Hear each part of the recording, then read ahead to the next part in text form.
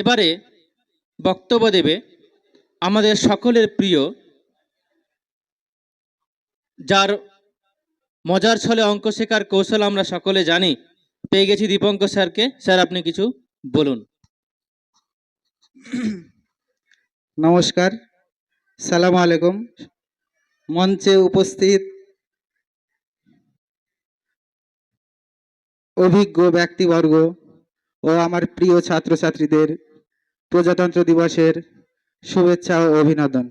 আজকের দিনে আমরা সারা স্মার্ট কোচিং সেন্টারের পক্ষ থেকে উপস্থিত হয়েছি বিদায় সংবর্ধনা অনুষ্ঠানের জন্য।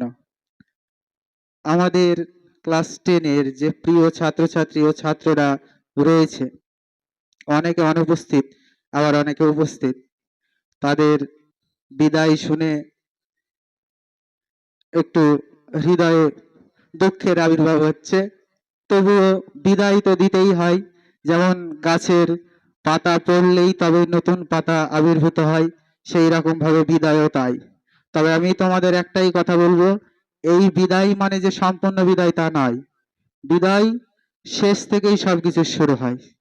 তো আমি তোমাদের ক্লাস নিচ্ছি সেই প্রথম থেকেই।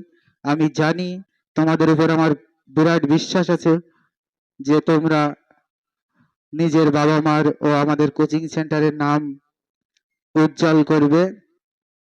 এই বলে আমি আমার ক্ষুদ্র বক্তব্য শেষ করছি।